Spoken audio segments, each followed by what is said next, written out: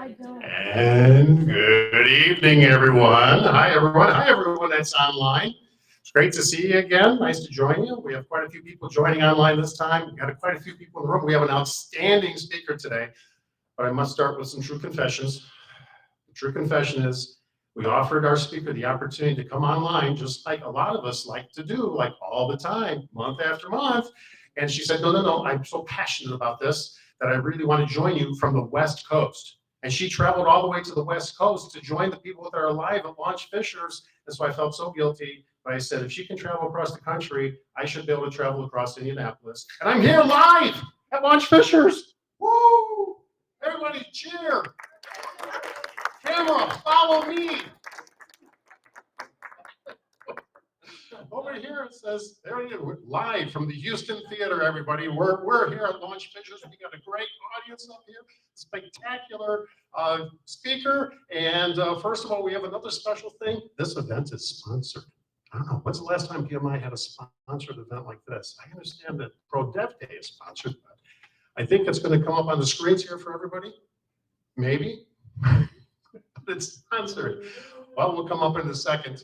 And then we'll get to some announcements right after that. Here we go. Oh, look, GPS. GPS is a project management company conquering project uncertainty. How do they do that? Visit the website, www.stuckordone.com. Stuckordone.com for GPS. All righty. Thank you. Let's get into the announcements then, which is what we usually do at the beginning of this. And there's a song for this, actually. It kills the dead time here. I think we're going to recognize, though, some new members, perhaps coming up on the slide deck here. There we are. Welcome, new members. Are there any new members in the house? Raise your hand here. Hey, welcome, new member. What's your name? Andrew. Andrew? Yes. Thanks, Andrew. Way to be a new member. Welcome. And if you're online, you're a new member, please drop your name into the chat there. We're going to encourage use of the chat. Our speaker has a lot of interaction with the audience today, so be ready for that. We also have newly certified folk. Let's see the newly certified folk up on the screen.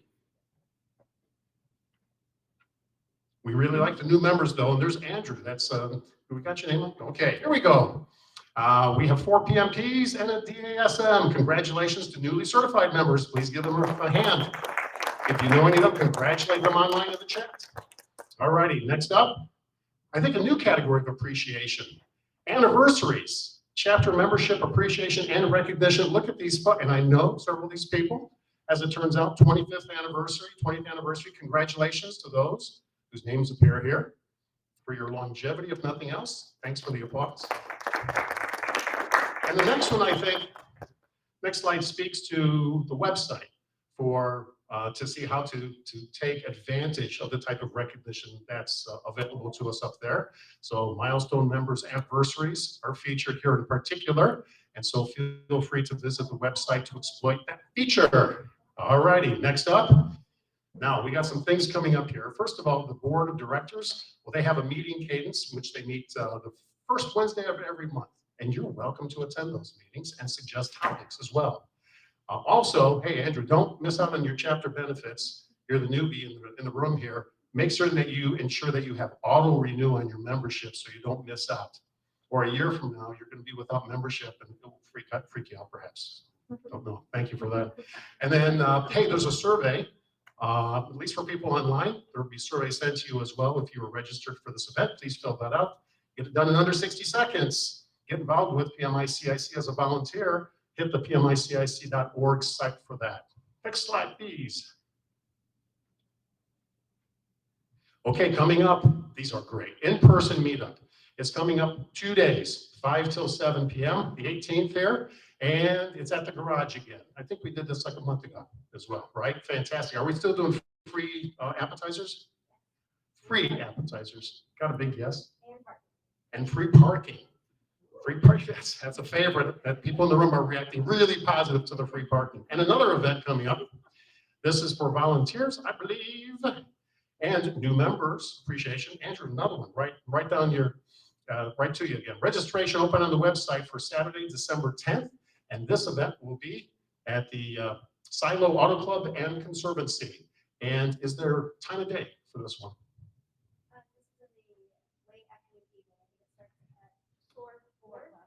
4 o'clock, late afternoon, evening. So this is a 4 o'clock event on the Saturday. So for more information, please visit the website. And we now come to that time of the meeting, I believe. Let's see the next slide here and get it right. It's time for a word from the board. And if you had your money today on Erica Purley, Executive Vice President, you're a winner. And Erica, I invite you up, turn the microphone over to you, and let's hear from you for a word from the board. Thank you very much. Thank you. Thank you, everyone, for coming out tonight. I'm going to go ahead and start off by just saying thank you to all of those that are online with us, those that are here in the room. We have had a great year. This is obviously our last third Wednesday program for the year. Taking a break in December for the holidays, letting the volunteers get a little bit of appreciation, as we mentioned. I'm going to try to keep this distance here. But just for a little bit of stats. So when we started the year, we were still coming off of COVID delivery. That might be. We were still coming out COVID delivery. We were still all virtual, and we were just trying to kind of test the waters and see how receptive everyone would be coming back. Obviously, we've been able to reach so many more people in the community by delivering virtually. So we will continue that as our regular programming continues into 2023. But we do want to see more opportunities for us to get together in person, expand our network, and we're going to be evaluating a little bit more on do we deliver these programs, these third Wednesday programs, hybrid, start incorporating additional events that we want to look into. But just again, for a few stats, we had 4 all virtual programs this year, 5 hybrid programs. Of that, we had 437 virtual attendees. And again, some of those are repeats, obviously, and some of them are new people joining us. And 420 people in-person attendees over the course of just those third Wednesday programs alone. We have had other events, the volunteer appreciation events, new member welcomes, and again, meetups. So any additional events that you are looking to see in the coming year, please let our leadership know what types of things you'd like to see as we can start incorporating that planning. One more note, and I do actually have a slide if you want to progress forward. I wanted to make sure that I was addressing you guys tonight in person for a couple of reasons. I've been a volunteer, I've been a member of this chapter since 2013, so about 9 years now. And of that, probably a volunteer for about 8 years. I've been on the board of directors for the past 4 years, the last 2 years here serving as your executive vice president. And there have been a lot of changes in the chapter, but I have made the decision to step away from a leadership role within the chapter. I'm going to take some time and just kind of help on the sides where I can. But I want to encourage everybody who's listening tonight, whether you are a member or you're part of the community, not yet a member, still considering, please take advantage of the benefit of volunteering. Talk to the other volunteers in the room, those online as well. Feel free to connect with me on LinkedIn, and I'm more than happy to share my experience with you. But it's been a great, great opportunity for me to expand my network, grow professionally, and I just want to say thank you to everyone, because every one of you that I've met at these programs and all the different events that I've participated in have helped me along in my journey. I am continuing my learning, obviously expanding additional certifications, and I will continue to be involved in the chapter and hopefully come back in a leadership role in the future at a better time for me. But because of that, we did recently have elections, as many of you members should have received those emails and should have already voted. I believe that election closed on Friday. We did recently get those results, and I want to ask everyone here, both online and in the room, to go ahead and put your hands together. And congratulations, I'm going to go ahead and announce our newly elected president for 2023 moving forward is Galen Hill. And our re-elected vice president of communications, Kelly Sandstrom. But that does leave some board positions still open. All of the remaining board positions are open at this point. So there is opportunity for members to submit an application if you're interested in joining in a leadership role. Let our current leadership know that'll be evaluated, and there's opportunities for appointments into some of these roles. We also do encourage anyone who's just starting out as a volunteer to consider some of our committee director roles. But again, the open seats for the board are going to be now my seat, executive vice president and chief operating officer, vice president of finance, and vice president of membership. So these are all important areas in delivering the operations of the chapter. So if you have a background in serving on a board before, or or you're just interested in learning more, wanting to help and giving back to the chapter, please consider filling out an application. To find out more, obviously contact our Director of Volunteers, Cheryl Perkins. Sorry. And you can also look online on our website. There's more information there if you're interested in finding out more about those roles. Additionally, all members, all volunteers specifically, are encouraged to attend our various planning meetings. And we will have an upcoming planning meeting actually this Sunday here in Launch Fishers.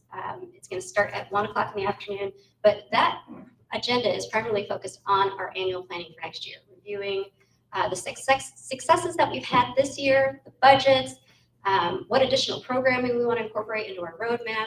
So again, another opportunity for you to, kind of voice your opinion about how we should be taking the chapter and what direction and what other things we can be including.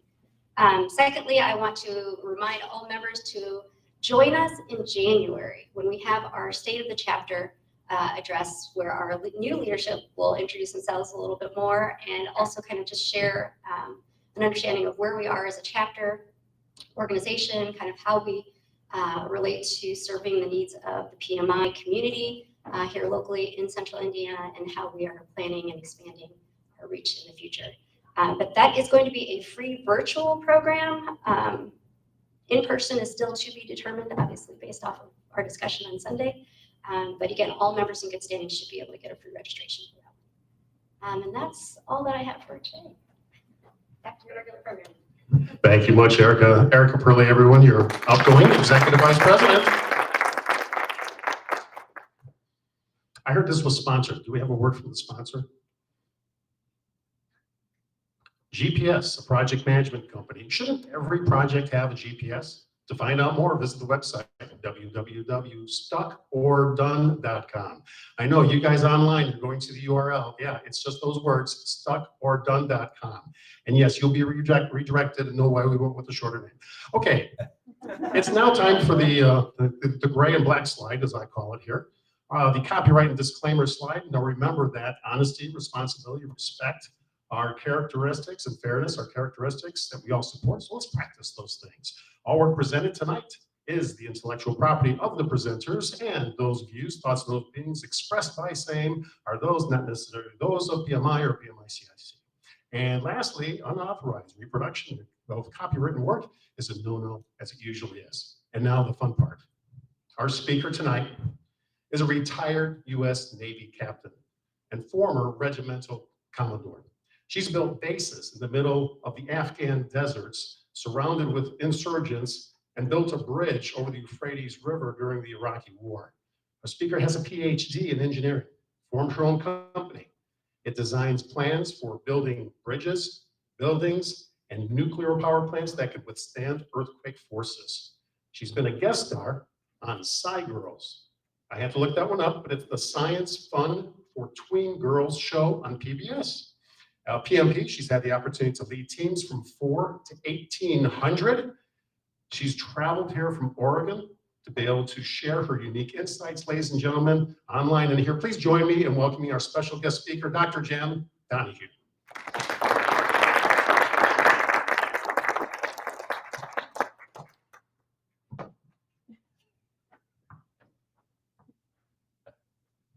So good afternoon, everyone. So I am coming from Bend, Oregon, and not South Bend. So I understand that that's pretty close to where we are, but I'm from a couple time zones away. If we could go ahead and cue the slides. So this is going to be very interactive. I'm one of those people who really like to get to know. So everybody close your eyes for a second. There we go. I want to talk to you tonight about some of the secrets of leadership and some of the misconceptions that we have about leadership. And again, this is going to be a handy guide, and you'll see why. Now, as a project manager, as you heard, I've led teams anywhere from 4 to 1,800. But right now, I own JL Donahue Engineering, and I only have one employee, and his name is Pliny. He is my office manager, and he does an absolutely fantastic job of taking after the morale of the office. And he has this really nice superpower of letting me know exactly when it's 4:30 on a Friday. Now, Pliny has won the Employee of the Month for the last 5 years in a row, month after month. Even though I have 2 dogs, neither of them have qualified. But I will just tell you that in September of last year, nobody made it. We had some issues with some invoices. If you've ever had cats, you know what I'm talking about. Now, the reason why I'm here today is I am fascinated by the subject of leadership, and especially for what that means for us today. We're in a very different world from where we were, just 2.5 years ago. As we look at the organizations that we're in, our team members, our subordinates, and even our leaders that we have, things have started to change. We all know that we're right in the middle of the Great Resignation. Now, the U.S. Bureau of Labor keeps statistics on how many people quit every single month. And I'm showing up here a slide. It's pretty boring. This is between 2016 and 2019. And you can see that the lines are pretty flat all throughout the year. This is how many people quit every month in the United States. It's somewhere between 2 and 2.5%.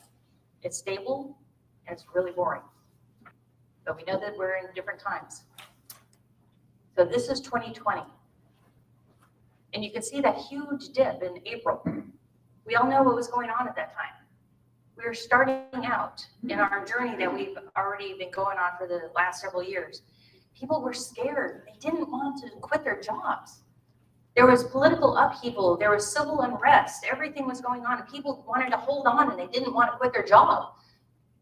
But by the time that November and December come along, you can see that we are on par or higher as far as people quitting their jobs. I will tell you that my best friend did. Now, I was living in the Bay Area at the time, and she was a single mom. She had a very stable job. She had a steady paycheck. She was vested with the company, and she had had enough. And in the middle of the pandemic, a single mom in the Bay Area, and you can imagine what the mortgage payments were, she quit her job. She had a person that, whenever she went to work, was just absolutely mean and nasty to her every single day. There was another person that would scream in meetings whenever she didn't get her way. It was an absolutely toxic environment. And she said, you know what? I've had enough. And that's what we started to see in 2020. It was 21. It's massive. This is an incredible amount of people who were leaving their jobs. And this is 22. And so you can see that this is as far as we've gotten for the U.S. Bureau of Labor. This is as far as they've gotten so far. But I keep updating this every single month as soon as they publish the data. Understand what this actually means in your organization. When you have somebody quit, what happens? You have a hole in your organization. I'm sure everybody that's there is already doing their part, but now they're having to take over that person's part as well. So now you're stressing out the rest of the team for trying to fill that position. As a manager and a leader, you're going to have to go out, you're going to have to recruit, you're going to have to hire, and then you're going to have to onboard those people. And that's time and that's money for an organization, and it's a lack of efficiency. And as project managers, we all know we want to be as efficient as we can. And so that's why it's so important to really look at, are we retaining our people? Because it's not just the money that we're losing. We're losing all of the information that they have in their mind whenever they go someplace else. So I'll just ask you, does anybody know anybody who's quit in the last 2.5 years? And so we have an online poll. So if anybody has known somebody who's quit, go ahead and raise your hand. Anybody know anybody who has not quit? Well, okay. Do you know? Okay, okay. So it's sort of a yes or no. Is it okay? Okay. Did anybody quit themselves and move to a new job? So we have a couple here in the room, and so I know that we're doing this online as well. How are we doing on our quiz? Pretty good. 24 people so far. Okay. End it. Let's see what we got. And there you go. Okay, we have about 59% of the personnel. So do we know anybody who's quit? Scroll. There you go. Okay, so we have quite a few people. We have 49% know of at least somebody who's quit. And only about 10% of people know somebody who has not quit. And then we had 2% online that said that they did. And so my question to you is, why are they leaving? And if we can go back to the slides. Because here's the thing, employers think that 80% of the people are leaving because they want more money. They're greedy. They just want a better position. But in actuality, it's quite different. Only 20% of people are actually leaving because they want more money. So I'll ask you, what are the other 80% leaving for? Why are they leaving? And so we'll go ahead and open it up. I know that online, you could go into the chat or you can raise your hand. But for those people that knew somebody who quit their job, why did they quit? Or why did you quit?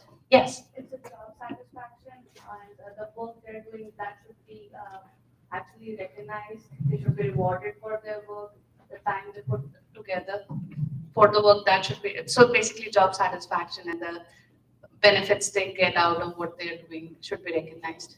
Right, exactly. So job satisfaction and also just recognition for that, right? Anybody else?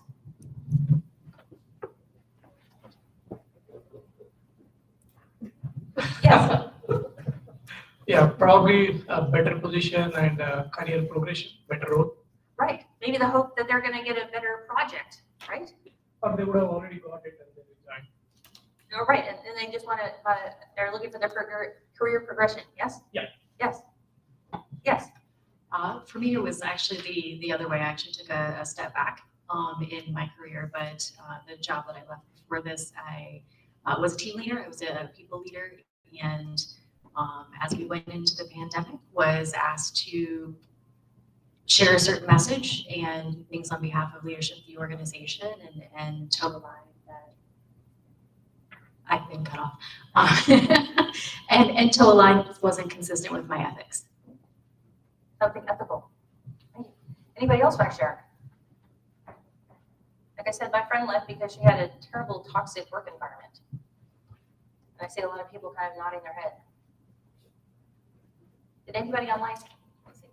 I'm going to go here. So we have a work-life balance. It looks like that's a couple of times in there. Inability to lead with toxic management. When others had permission to quit too. I'm not sure what that means. Outsourcing, change company. They didn't feel valued. And the toxic environment. Besides the person that was looking for, well, actually, the person that did talk about career progression also made a good point. You see sort of a thread that kind of goes through all of these that we saw online, as well as here in the room. It all really comes back to leadership and how we're being led. We're not getting the recognition. We're not getting the career advancement that we're looking for. We have a toxic work environment. Our work-life balance is out of order, or we have a mission, that we don't believe in maybe anymore. It all comes back to leadership and how we're being led. And what I've done is I've gone through and I've asked this in workshops and other conferences for the last 2 years and asked, why do people leave? And this is what it looks like. So the words that are in the largest bold have had the most hits on it, and then they get smaller and smaller. And you can see there's that common thread. It was the environment, it was the management, it was the leadership, it was the culture that they worked in.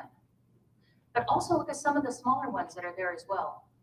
They felt undervalued or unappreciated. They had burnout. And those are all some of the secondary issues that come up with not having a good leader. They're leaving because they were not being led well. And they have the hope that they might be able to go someplace different and become valued and work on their work-life balance. So we're going to do an exercise. What I'd like you to do is I'd like you to think of the leader that you would most want to emulate. Who is that leader above all other leaders that you would want to follow? Any other person in your mind? Okay, now I want you to think of 3 traits that exemplify that leader. The 3 traits that set them aside from any other leader that you've ever known and puts them up on that pedestal. And so here's a couple words that might help trigger some ideas. So you don't have to tell me who the leader is, but I'd like to hear it from a couple people. What is one of the traits for that leader? I'll go with this table over here. Emotional intelligence. Emotional intelligence. Yes, Empathy, sorry? empathy, Empathy. Perfect. Yes, Selfless. selfless. Anyone else? Passionate. Sorry, respectful? Passionate. Passionate. Passionate. Love that. Trustworthy. Trustworthy. Let's see what we got here. Honest, kind, transparent, a good listener, empowered staff. They have listening skills, they have presence, they have a compassion, they have character. They listen to you, they're authentic. Anybody else in the room, all there, where they're still, yes, They thank me and others on the team. they thank you, they give you recognition. Yeah. Perfect. They're adaptable, they don't interrupt when you're talking, they're calm. I did this a few weeks ago and someone answered, they don't schedule meetings on Friday at 4:30. I was like, yes. Oh, how do I put that in there? It's too many words. They're calm. So I've taken this, and just like we have here, I've taken all of these answers and kind of put them together, and it looks like this. So again, the largest words have the most hits. They're empathetic. They have integrity. They're honest. They're intellectual. They're caring. So when I look at this, there's two things that I want you to take away. The first one, when we think about our leadership journey, I always thought whenever I would put this up, I would get answers like they were bold and they were powerful and they were fearless. Where are they on the list? They're there, but they're pretty small. Did anybody in the room have those? And so whenever I go to the local bookstore, and I always like to go to the leadership section, there's books about how to be a powerful leader and how to be a fearless leader. Well, that's not what people are looking for. They're looking for leaders that are empathetic. They're looking for leaders that are caring. It's the softer skills that people are looking for in their leadership. And so if we're trying to be bold and fearless and powerful leaders, people might not necessarily want to follow us. But if we look at our strengths and what we have inside, that's really what people are looking for. It's those softer skills. The second thing that it tells me is that we need to look and understand what those skills are. You can see charismatic on there. Now I have my best friend, his name is Doug. We were in the military together, and he's one of those guys that goes out and he's like, hey, how you doing today? You know, he's going around and he's shaking everybody's hands and he's just like, yeah, this is awesome, you know, the whole time. And I mean, he is on all day long. And that's just how Doug is. And I was like, wow, Doug is such a great leader. I was like, I want to be like Doug. And so I tried it for 2 days. I was out there. And after 2 days, I was like, I need a nap. And I realized it's like, okay, you know what? I can be charismatic, I can turn it on when I need to, but that's just not who I am. And it took me a little while to figure out who that person was. But I know that I'm passionate and I love people and I'm honest. And, you know, those are items that people are looking for. So I want you to take a couple of minutes and really look at those words and try to figure out, what is your strength? Because this is what the important part is, that people are looking for you. So say that you're trustworthy. You know what? People are looking for trustworthy leaders. You don't have to be charismatic. You can be trustworthy. You can be intellectual or visionary or lead by example. And people are looking for you. So don't try to take on the traits that you think you should have. Look at your own strengths and understand who you are, because that's what people are actually looking for. Because this is what it is. Like I said, it's a handy guide. And it really all starts with you. So the very first one is you have to be self-aware. Now, I will tell you that I took one of the personality tests and I thought, there is no way that filling out all these little bubbles on this sheet is going to tell me anything about who I am. I'm an individual. And I will tell you, I was dead wrong. I took one of the Myers-Briggs. I took one of the Clifton Strengths. And man, it nailed me. Absolutely nailed me. I knew what my strengths were. And I kind of had a good idea of what my weaknesses were. But what was important about it is that it told me what my blind spots were. I will tell you that when I'm working on something, I am so super focused on that project. That's why people like to work with me, because they know that I'll get the project done on time when they need it. But at the same time, I was blocking out everything and everyone around me. My husband could be downstairs telling me that it's time for dinner, and I'm not even going to hear him because I'm so super focused. So what does that tell me about my leadership style? If I'm so super focused here, I'm ignoring my team and what my team needs. So has anybody in here taken one of the Myers-Briggs or Clifton Strengths or 360 assessments? Just go ahead and raise your hand. That's a good place to start because it really gives you an idea of where to lean into those strengths, what your weaknesses may be, and how you can start to counteract those. Then also looks at those blind spots. What are you doing that you think you're doing absolutely great, but are misinterpreted by other people who might not understand? So you have to be self-aware. The next one is be proficient. We are all project managers here, or somehow in the project management field. I would encourage all of you, read one article a week, just one. Maybe it's personal development, maybe it's professional development. Even coming here, this can count as your one per week because you're here doing professional development and you're networking with other people and you're learning from other people. As leaders, we don't have to know all the answers, but we have to know what we don't know. And by reading an article every week, that's going to get us that much higher so that when we're asked a question, we at least have an answer or we know where to go to. Lastly, be yourself. I already told you I tried to be charismatic and I had to take a nap for like 2 days. But on a sadder story, I was a young officer again, and I did not know how to lead.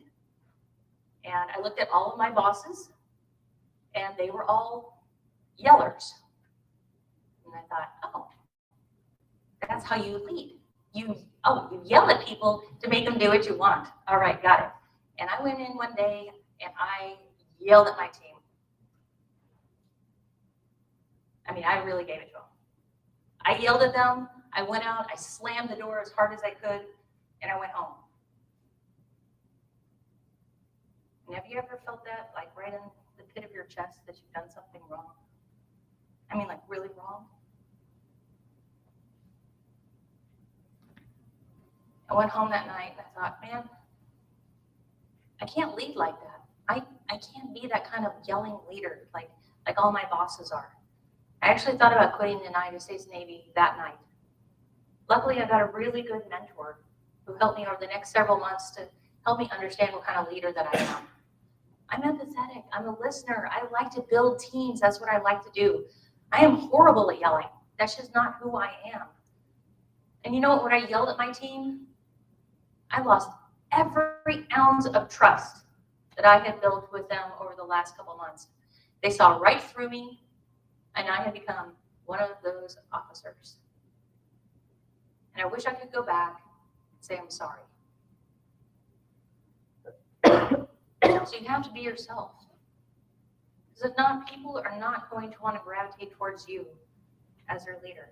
They're going to see right through you. You're going to disestablish any trust that you might have ever had with them. So don't be like me. Okay, so next, know your team and know what they really need. So we're going to have a couple quizzes. Do you know your team members' names? So this can be your team members here, or it can also be your subordinates. By a raise of hands, do you know your team members' names? Yes. No? Okay. See how we're doing online. This is the first time I'm using ClickBee, so this is really a new experience.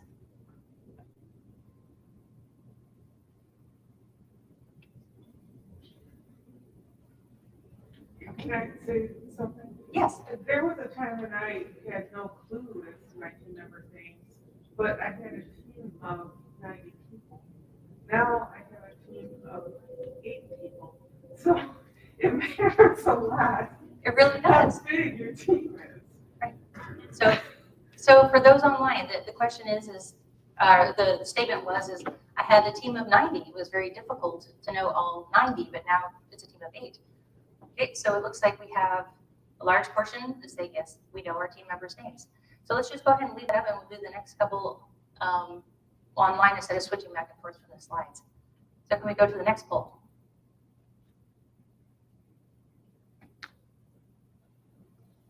Jen, which one is that? Which poll is it? This is the pets? The next one is the spouse's significant other's names. Okay, show of hands. Do your team members' significant other's names? Raise of hands, yes. Okay, I got like a 2.5. That was like a half, sir. It was like a half. Yeah. Okay, I don't have to. how about no's? Okay. Are we doing online?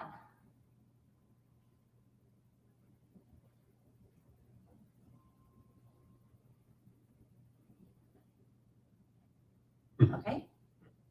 Got a few more yeses, but still a majority of no's. Okay, so here's the next question. Do you know if they have kids or pets? Not that they have kids or pets, but do you know if they have kids or pets? Raise of hand, yes. Okay, raise of hand, no. Okay. What's our online folks seem to say? Okay, lots of yeses. Okay, here's one that's pretty controversial. Now, I had to think really hard about this one before I put this on. Next poll, please. Do you know what their favorite football team is? Is it the Colts? Raise of hands. Wow, no Colts fans. Yeah. Your team. The team. Okay, yeah, or personal? your subordinates, what is their favorite football team?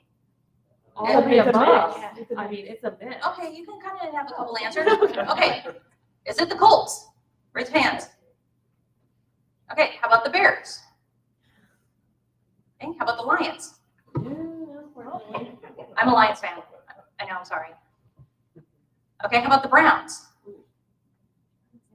Okay, how about the Bengals? How about some other team? Okay, what do we have online? Got Colts and then some other team.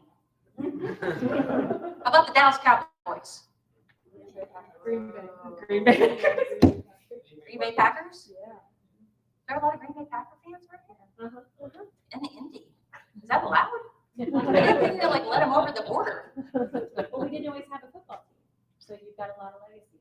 Oh, okay. So you guys kind of gravitated towards the Packers. Well, I think Or it's everywhere. a huge mix between the Bengals, the Bears, the Packers, Gotcha. the Okay. Chiefs. Right. So this is the most important question. Do you know your team's members' goals and aspirations?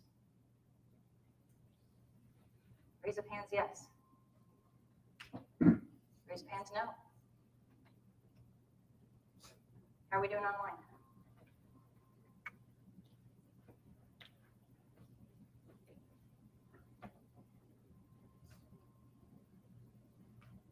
Lots of no's. Let me go back to the slides.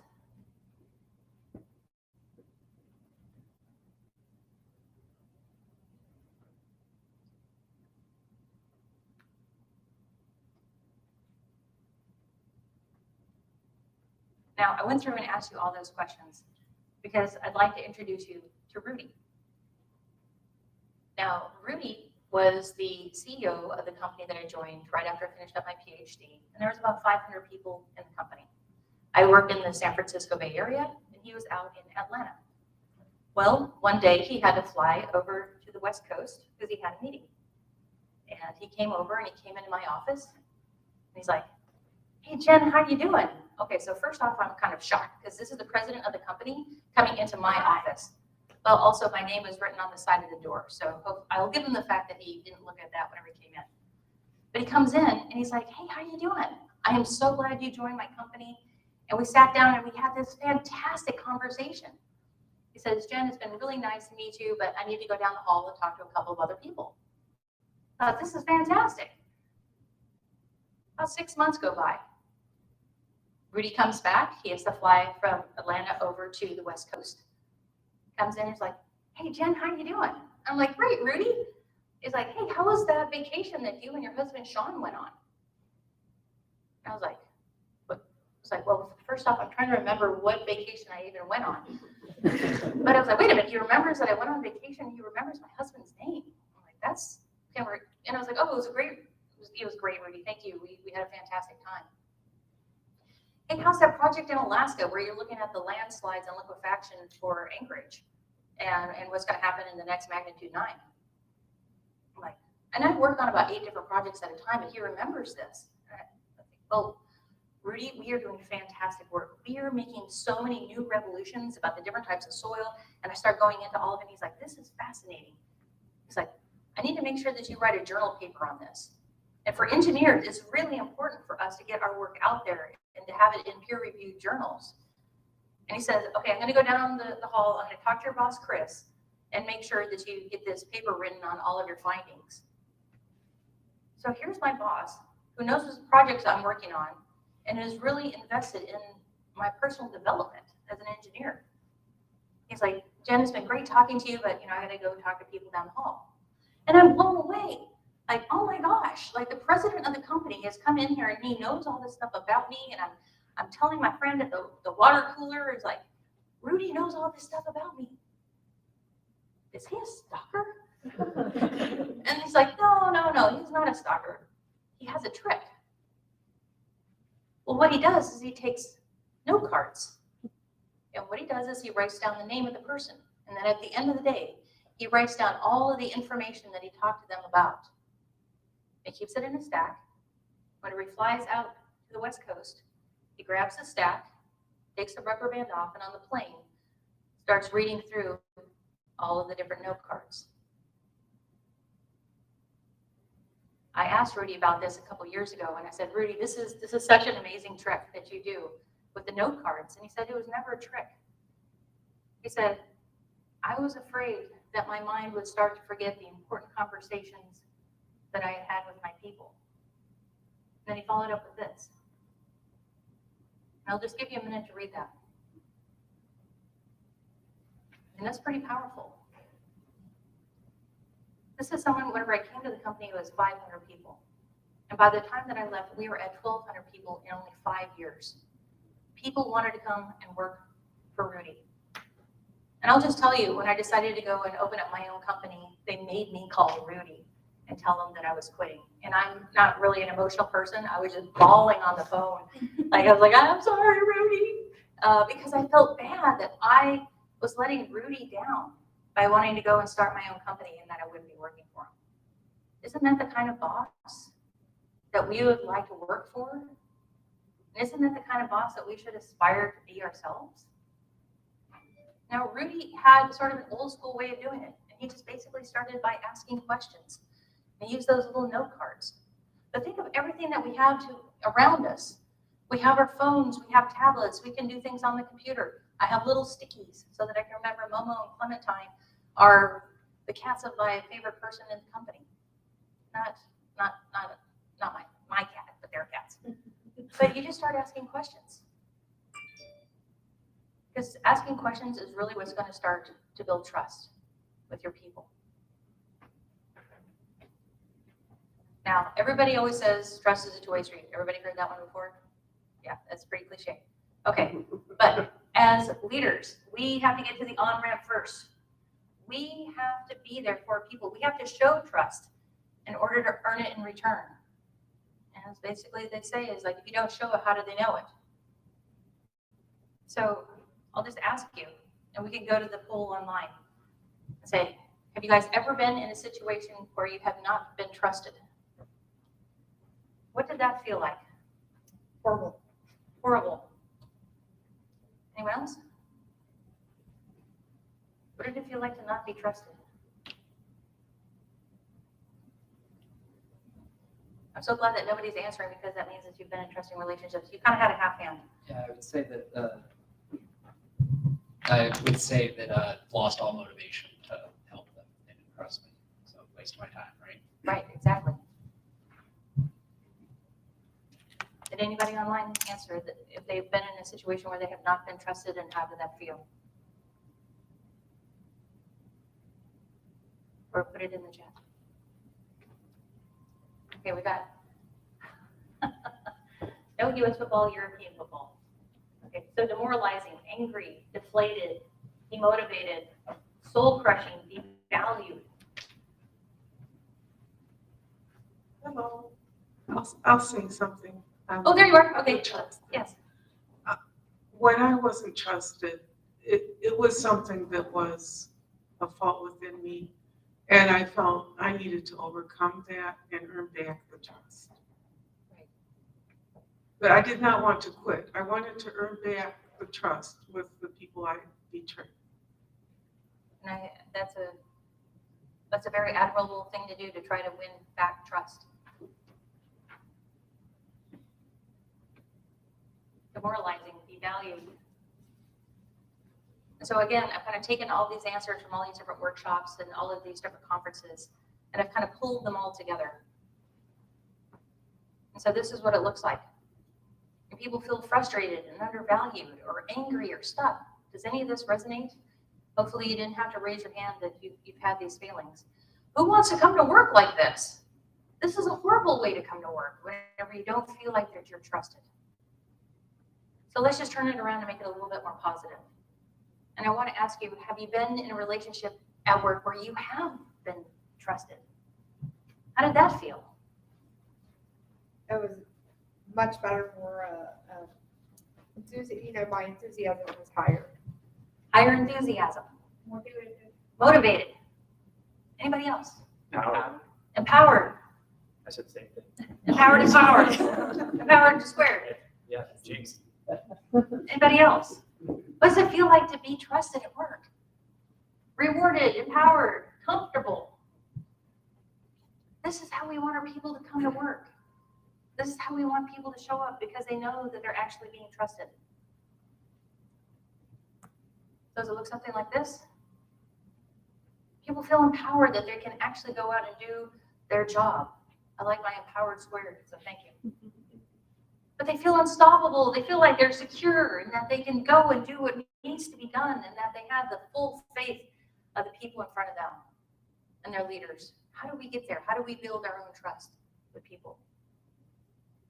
Now, we talked earlier about an 80-20 type of rule, where we thought that 80% of the people were leaving because they wanted more money, but in actuality, it was only 20%. So let's talk about growth rate. And so we're going to do a raise of hands.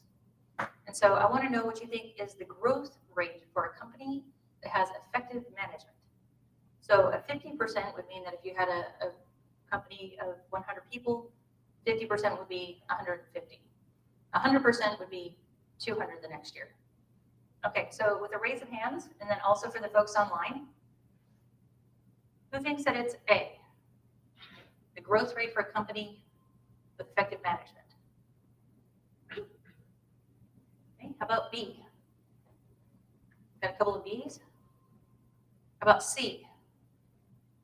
Okay, lots of C's. Lots of C's, got some D's. How about D? Got some D's. Who didn't vote? There's always one. There's always one in the back. Okay, here's the answer. Maybe here's the answer. Okay, it's D. I don't know why I did it. But the answer is D. People are flocking to these companies, just like I told you about Rudy and how we went from 500 people to 1,200 people. I mean, that's a huge amount of growth. That's very short. I mean, people are just basically like, they're flocking there, and they're probably having to like beat them off with sticks, which is technically assault. But so we don't want to do that. But I mean, people are flocking to these types of organizations. So here's another poll. People were leaving companies, and so between Flex Jobs, Business Solver, Hayes, and Gallup, they started to ask people, why did you leave? So we have looking for bosses with more empathy, more flexibility, don't feel valued, and poor corporate culture. They're all really close, they're very closely related. And so I want to know from you who thinks that it's A. A. B. C. Lots of C's. How about D? Several D's. And it looks like online we have lots of C's, a couple of D's. So this might surprise you. It was A. When they asked about empathy of their bosses, specifically, 92% said that they were looking for a place that was more empathetic. And that's basically really been true over the last 2 years. So what actually is empathy? And a good way to think about this is that there's empathy and there's sympathy. Sympathy is if you've had the same type of experience with somebody before and you're in their shoes. Empathy is a little different. It means that you can come to their level. I have a best friend who has a pig. The pig died. It's very sad. Now, I've never had a pet pig, so I don't know what it's like to have a pet pig pass away. But she was distraught. Now, I have dogs and I have a cat, and I can feel that, yes, I've never had a pet pig die, but if one of my animals died, I know that I would be crushed. I mean, because honestly, when she said that her pet pig died, I was thinking, woohoo, bacon. But I realized that that's not empathetic. But what that means is that you can come to their level and you can find some kind of way that you can understand how they feel about things. Now, again, I've been asking these questions, over and over, and I've been doing this for a couple of years. And so if you look on the left side, what's left for you guys too? Prior to February 2020, this is what it looked like whenever I started asking those questions about the traits of different leaders. And you can see leads by example and inspiring. And empathetic is in there. But if I take only the responses from this year, from January up until about 3 weeks ago, this is what it looks like. People are looking for empathetic leaders. We had several empathies that were here in this room, and we had several empathies that were online. People are looking for empathetic leaders. We still have leads by example and honest and charismatic, but people are looking for empathy. So I'll ask you now, what is something that we can start to implement immediately? I went over a lot over the last several minutes. We talked about understanding ourselves and being self-aware. We talked about getting to know our teams and then learning how to think about building trust. Is there anything that you can think of that you can just start immediately? Yes, Galen? Be yourself. Be yourself. Thank you. Yes? Ask more questions. Ask more questions. And listen to the answer. And listen to the answer. Absolutely. Active listening. I'm one of the worst people at that too. You're talking to me and I'm already starting to think about how I want to answer your question. But active listening, taking it all in, listening, then saying something back. Thank you. That's perfect. Using emotional intelligence. Using emotional intelligence. Perfect. So we have online. Listen, build relationships. Get to know more about them. Take time to connect. Put your distractions away. Show up to be on time. Be on camera if you're on remote. Be more empathetic. Build trust by showing up. Ownership, action, listen more. Be open and transparent. Anybody else in the room? What's something that you can start like tomorrow morning? Yes? Asking team members what their goals are. Asking team members what their goals are. Do they want to be president of the company someday? Or are they happy where they are? Yes? Take notes. Take notes. Okay, we have 5 minutes left, so I'm going to take questions for 4 minutes. And since we only have 4 minutes, what I would like you to do is start your question with, my question is. And we'll also take questions online as well.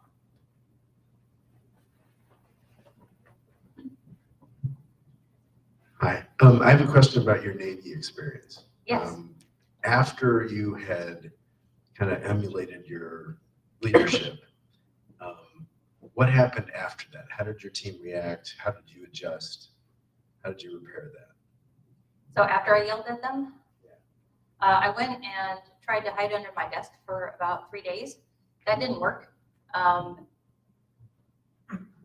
realized that I needed help. And I went out and sought out a mentor almost immediately. He was a Navy chief, and so I was an officer, and so a lot of times they pair us with Navy chiefs because they've been around forever. And I found one that I trusted, and I said, I need help. I said, this is not how I want to lead. And because he had heard about the whole blowing up and yelling at people, and he knew that that wasn't me either. And we worked for a good 6 months to try to repair what I had done. Luckily, I was sent to Alaska, and I had a team of 18 people. I did drilling and blasting. It was really a blast. But he worked with me while we were in Alaska that entire time and helped me understand that I'm a listener, that I like to build teams. But that's really how it came to be. And once I started to use those, then people started to realize, hey, this is an officer that actually listens to us. I want to go follow that person. So it was very effective, but getting a mentor is really what helped me. Thank you for your question. Yes. I think there are a few takeaways from your slides. Very good, very deep experience insights. But in real world, all these things, very few things will happen because, open mind, effective, honest, selfless. It needs to be it's basically culture of the organization where you are in. Just be yourself and do things will not work, right? So what is the takeaway when you want to be a good leader, good listener, empathetic, but not everybody around you is not like that. Your peers, your co-leaders, who you get support, your finance leaders who support your budgets. So how do you do that? I mean, any takeaway? So. Right. Whenever you want to try to be a different leader than what you think your team members and maybe even your bosses think that you should be. Yeah. That's a very difficult situation to be in. And I think you need to find, I look at it as sort of a range. Like we want to be this absolutely empathetic person, but I think sometimes we have to open ourselves up and open up our aperture a little bit, still be comfortable with the decisions that we make.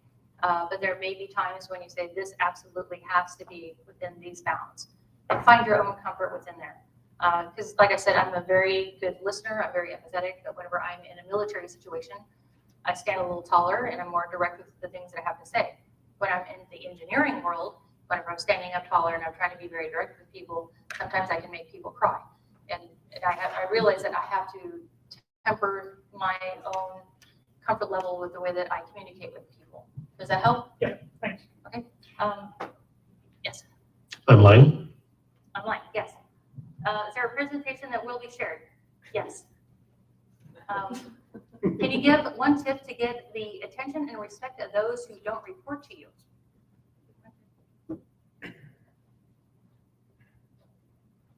I think I have to understand a little bit more about.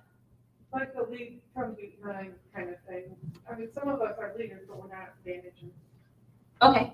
I would start with asking questions of that person.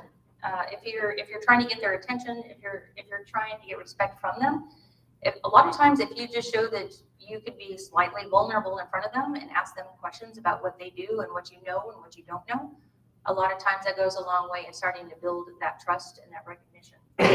How do you be transparent with an overshare as someone would perceive it? Yes. Having an overshare is also very difficult as well. These people like to come into your office and talk to you for 30 minutes about what happened on their weekend. At this point, I see several people like, I know those people. I would say set bounds.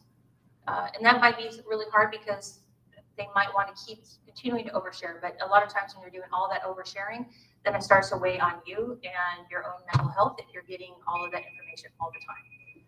And with that, I understand that I have, I'm going to say 1 minute. Okay. I'd like to take just 1 minute. All right. So what I'd like to do is I'd like to close with this. This is our time. My time, your time, her time. But this is our time. my time, your time, the people that are online, it's their time. It is your time to rise. It is your time to say you can either accept the status quo of where you are today, or you can become an agent of change for the leader that you really want to be. Try something new, try something bold. Sometimes it might be a little scary, whatever that might be, but realize this is our time to rise as leaders for our people and also for ourselves. So thank you.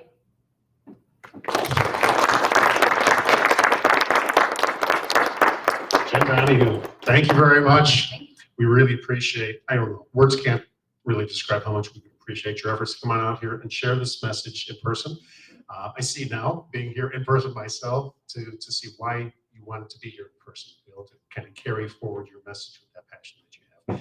And we have a special certificate of appreciation for people that come here, signed by real officers of this PMI chapter. Oh, is this like The current and the future presidents. It's also a photo op that I'll just kind of get out of here because I'm usually sitting behind my desk as part of the program. Dr. Donahue, can you stay with us for a little bit longer? Can you spend some time for maybe some concentrated question and answer discussion period during our networking? Absolutely. Thank you very much. Everyone, Thank you very we'll much. bring it back up and we'll give you a bit of a break here, okay? Hey, people online, we want you to hang online. It's going to be a little bit different format. We're going to be actually inviting you into the room here. So we're going to keep the cameras going here. We'll keep the perspectives. We're going to keep the chat open. In particular, we're going to have one big grand discussion. We have like 45 people that are online and 23 in the room, I think are the numbers here. So very good. And it's now, Casey, there's a couple of slides to come up here. First of all, I heard we have a sponsor for this. And let's watch the screen, see what shows up here. Oh, look, GPS. I hear they're a project management company managing projects with less drama. How do you do that? I'll bet you can go to their website, www.stuckordone.com. Very good. The audience here is doing karaoke of the sponsor messages. And then there's that other little video that comes up usually at this time of the meeting. It's coming. There's some audio.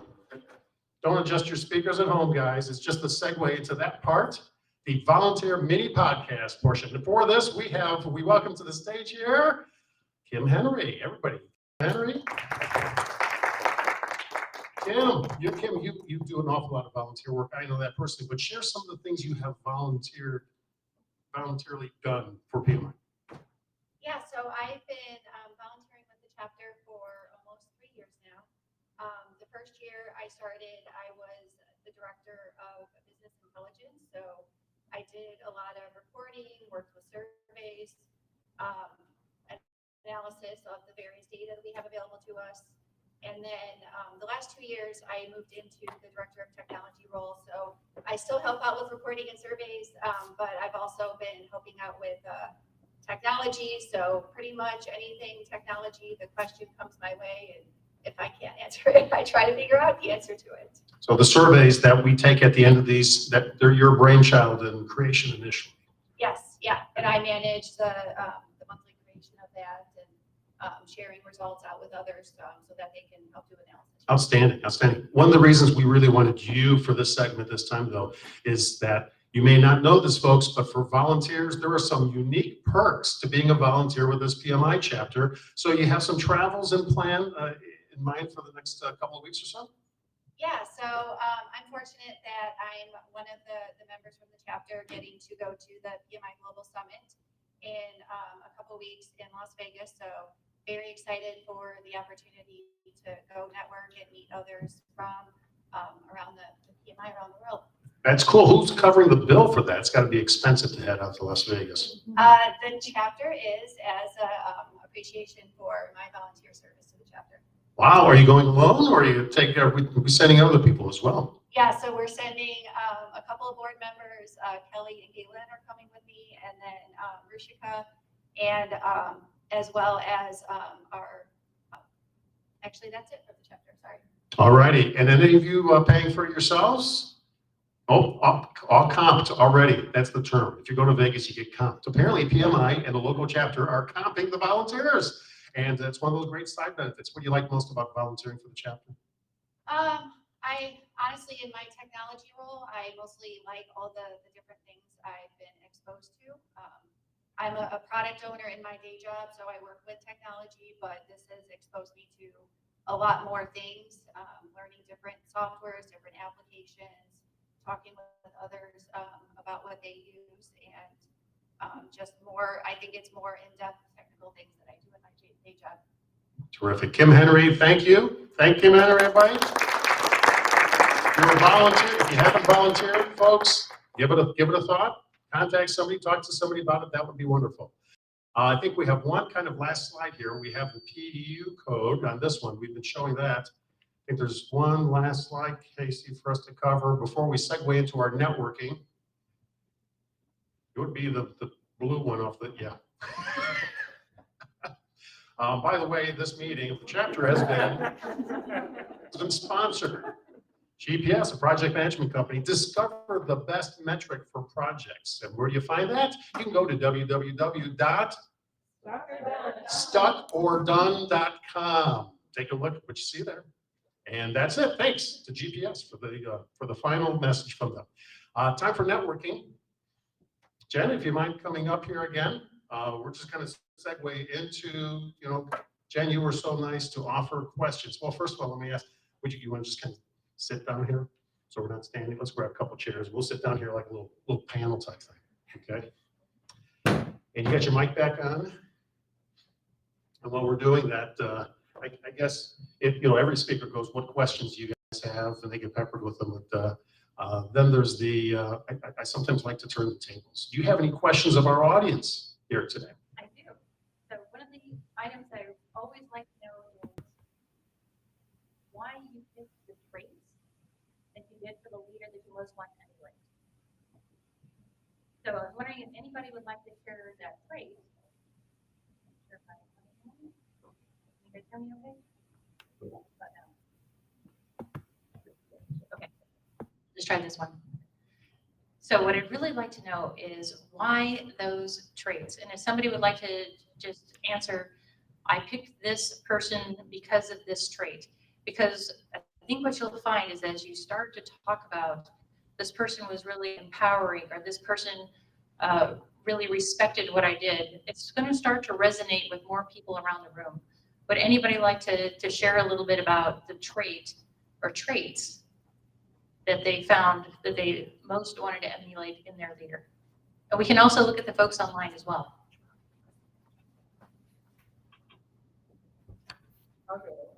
Please. The trait that I picked was caring. And I picked it because my very first boss that I've ever had, she was 5'3", powerhouse, but you could tell that she cared about you. And the whole team would have run through a wall for her. So she is someone I've always tried to emulate. So she sort of set the example for me of what it's like to be a leader, and that's the thing that really resonated with me my whole life. I love that. I love that. Thank you. I'll probably need help if somebody online wants to speak. Casey, can we get audio of people online? Do you know? We'll find out as soon as somebody unmutes themselves and tries it out. Anybody online would like to talk about that they most wanted to emulate? This is Brian Chadle. Can you hear me? Yes. I would be interested to hear of any major differences between working with military versus working with civilians. Okay, that's a great question about working with the military over working with civilians. So the first thing that I learned whenever I got into the civilian life is that I can't make people do push-ups whenever they do something wrong. That's frowned upon, and you get sent to the HR department about that. Can you believe that? What I found is there's a lot of really positive and negative things about the military, and really positive and negative things also about working in the civilian world. And whenever I got into the civilian world, what I found was we have a very nice hierarchy within the military, but I had a very flat organization that I worked at the company. And it was hard for me to try to understand some of the nuances of working in a flat organization. But I found that there was also a lot of efficiencies from that in trying to lead in a flat organization as opposed to a hierarchy. It just required different skills and different communications types. Whereas in the military, you could just go in and say, I need this done at this time. And you knew that it would get done because I was the ranking person. I had to take a different tactic with other people in the civilian world because you can't all go in and say, you have to do this by this time because then you get sent to the HR again. So I found that I had to really look at the way that I was giving information and the way that I was training my personnel for what I needed to have done. Because whenever I started out, I would just say this project needs to be done by this time. I would not give them any parameters as to how it actually needed to be done. And I found that if I spent more time with people and started to ask questions about what they did, and that really helped also for me to connect with other people within the organization so that it was a lot more efficient. And I'm sure that you guys have all seen that as well in some form or fashion. I see a couple head nods. Did that answer your question? Don't yell at people and don't make them do push-ups. I got a thumbs up. Was that Brian that asked that? Hey, Brian, did you ask the question earlier about leadership of people that don't directly report to you? Correct. That, like somebody else mentioned, that's a common theme in the project management world. It's a space where, I mean, there aren't direct reports. You don't have the typical things held over them. It's more of an influence, I guess, a leadership influence question that comes up. What are the same tactics that we've talked about this evening the case, or is there anything different or added? I think it's absolutely the case, especially whenever you have people who are non-direct reports that are still within your organization. I think it all comes down to just being a good human. I know that sounds odd, but if you go out of your way to try to ask questions of people, understand what motivates them, understand what they might need, any type of resources, tools, what gets them up in the morning? What really fires them up? How can you help them also? What can I do to help you be more successful? Those are some of the best ways that you can start to influence other people that might not be a direct report to you, especially in some type of flat organization, I've found. Really just reaching out to people, making those connections. Yes. Any other questions for the audience? I'll still keep the table turned here. Does anybody have any other leadership traits that they wanted to talk about that are probably universal, probably across from table to table?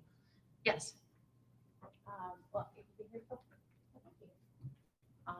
When I think about both the kinds of leaders that I, respond to and the kind of leader that I want to be, is kind of three facets or roles that I think about. And that's part coach, part counselor, and part warrior, right? And so the people that I really respond to and respect and that I'm drawn to, and the kind of leader I want to be, is that person who is going to tell me the things that I need to hear, but don't necessarily always want to hear, the things that are holding me back, including the times that I'm doubting myself and I need somebody to tell me to stop. That's where the counselor comes in a little bit, right? And understanding all the baggage that we bring with us and how that influences the way we show up at work, the things that we respond to sometimes too strongly, and being aware of that and being able to have some very vulnerable and personal conversations. And then the warrior, I think about the bosses that I've really loved and really respected, and they're protective, right? They're going to hold us to a high standard, but they take care of the team. And they're going to run interference and make sure that we've got what we need to be successful, but they're also going to make sure that, things aren't raining down on us inappropriately. And so I think those three pieces kind of all come together. I've been fortunate enough to be able to have several bosses who embody that. That's wonderful. Thank you. Can anybody else relate to that? The counselor, the warrior, And the coach. and the coach. I think we all need those in our lives. And then I'll ask a question from you. Does everybody here have a mentor?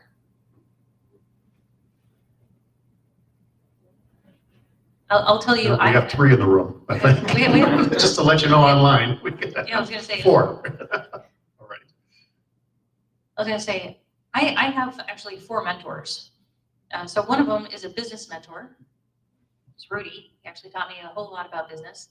I have a technical mentor who taught me really everything I need to know about geotechnical earthquake engineering and seismology. I have a third that's a leadership mentor.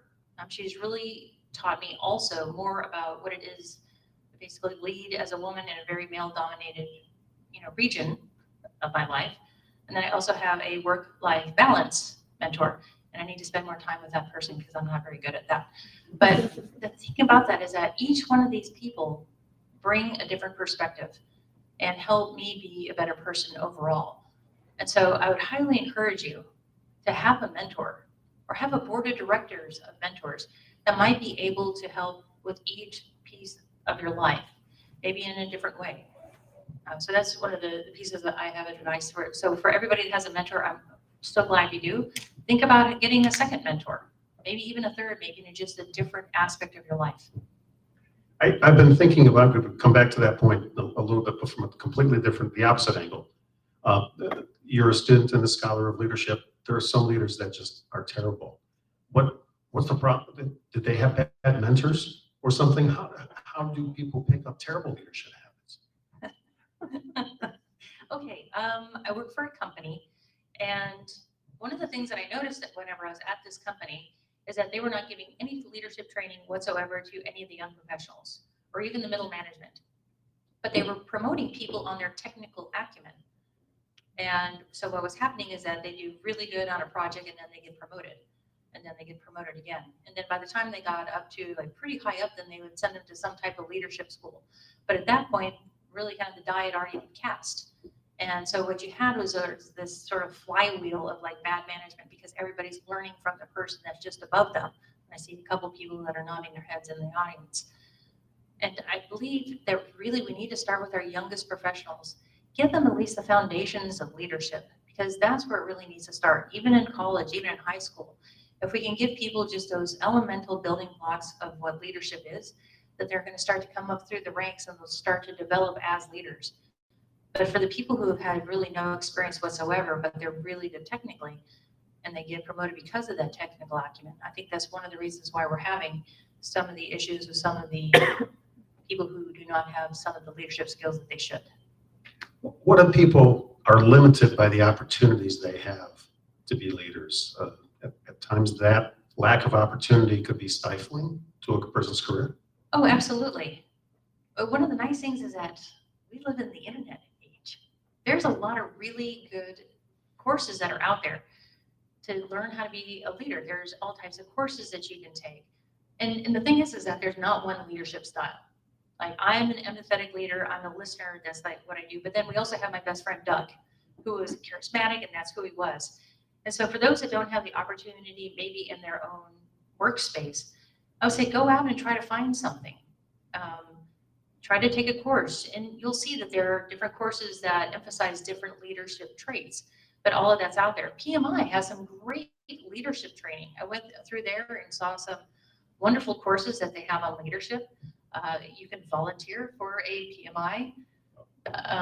You can volunteer and then you'll start to build on your own leadership. Get out there and try things. Maybe you don't know what your strengths are. Just go try something. Let's go back online. We've got one up here from Russ. Any thoughts on grassroots organizational change leadership? We got Russ on video too. That's him in the upper right. Now he's in the middle. Hi, Russ. Do you want to elaborate on your question? Well, I read it, but do you want to elaborate on it? Sure. I find sometimes myself in situations where I definitely want to see changes in being a better leader and helping other people be a better leader. But I'm a small cog in a big machine, and so there will be change, but sometimes it's not embraced by necessarily top down.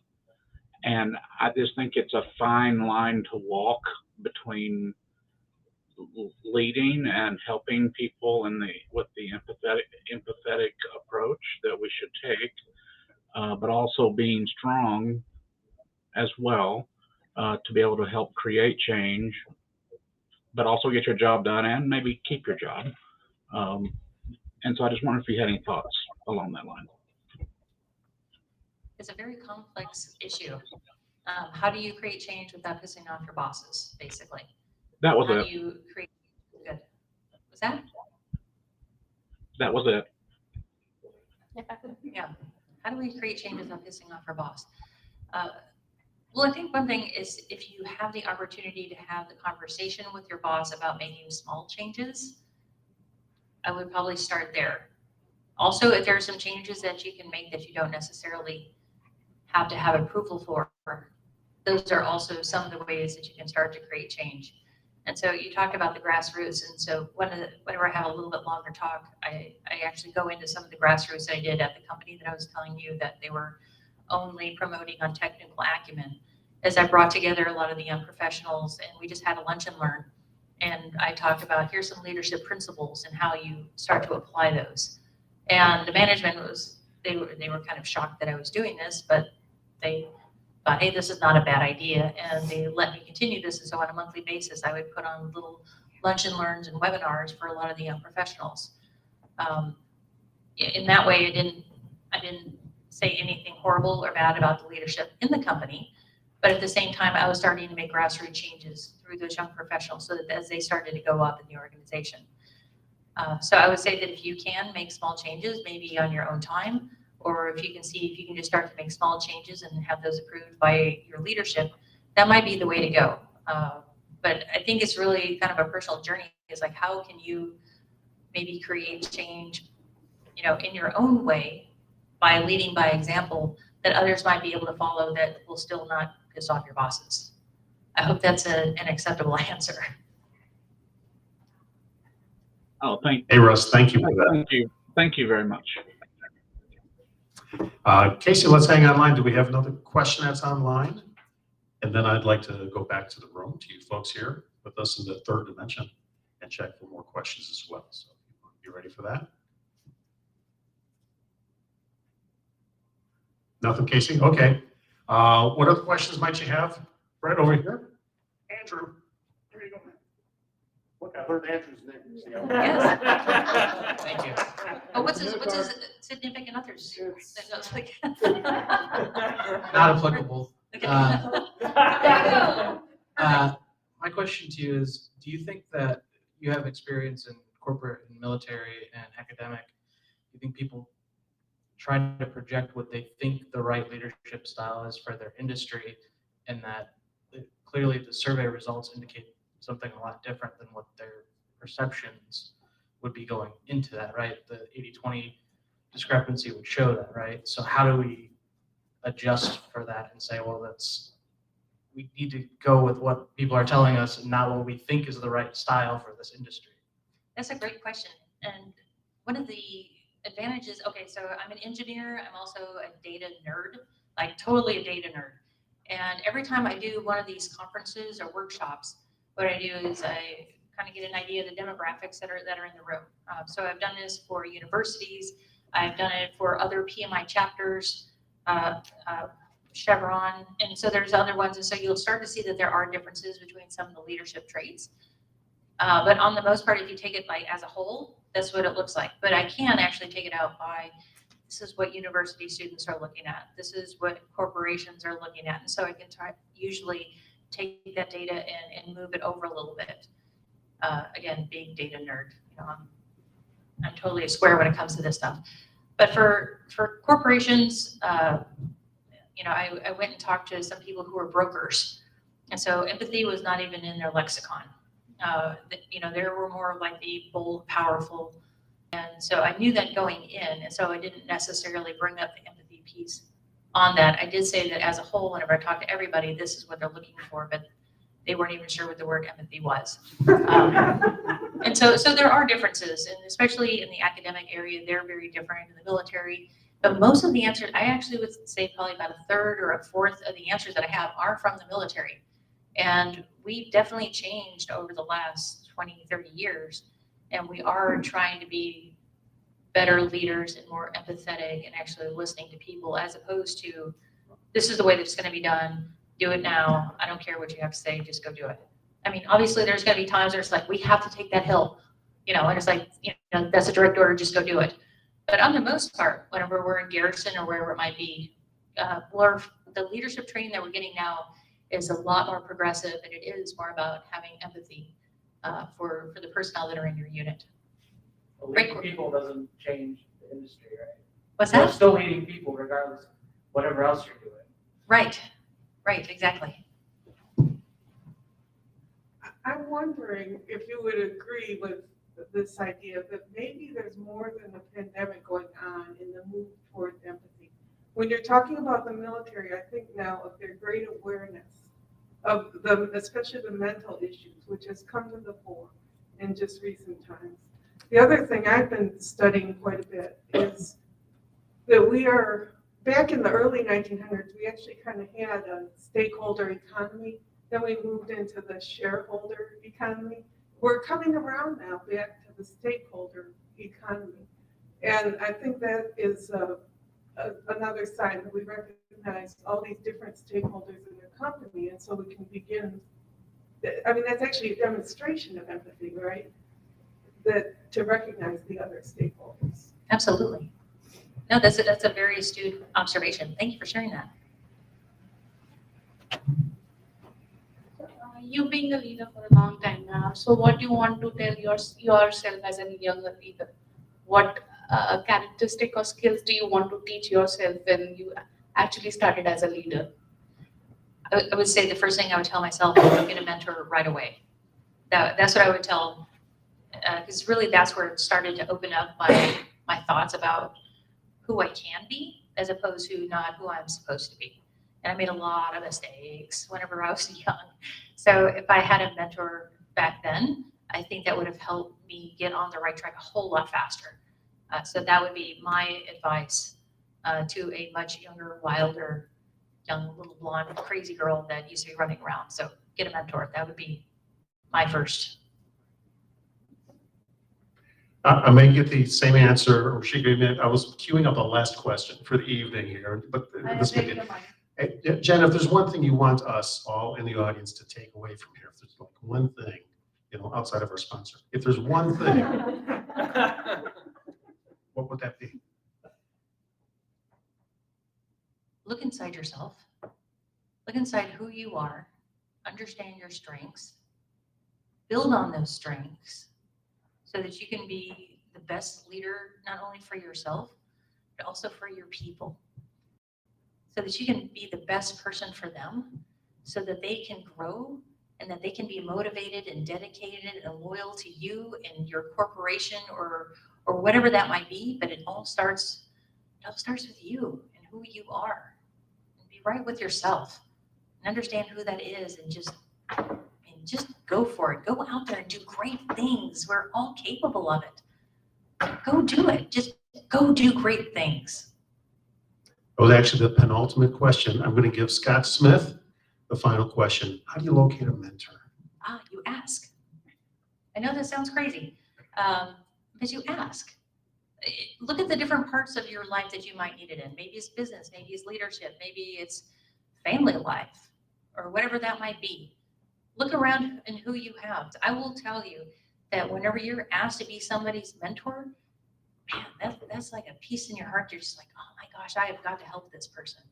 So whoever you ask is going to be a mentor, most likely they are going to absolutely say yes. And they will help you on your journey. Go to the PMI meetings. You might network and find somebody there that's like, you know what, this person is really good in communications. You know what, I've seen this person out there, man, they are absolutely killing it on this job. Could you just be my mentor? And I would say, just go ask. Ladies and gentlemen, Dr. Jen Donahue. I'll add, Casey. I put it in the chat. LinkedIn is also a great place to find potential mentors. LinkedIn is a fantastic place to find mentors as well. Dr. Jen Donahue, everyone. Thank you very much. Thank you, and also thank you guys. I want to say thank you. Thank you for having me here. It has been so nice to meet everybody. And thank you for everybody that's been online this entire time. My deepest gratitude. Thank you. So long, everybody online. I'm going to find out what they do in the room to end the program. I don't know. I've never been here before. All righty. So long, everybody online. Does somebody else get the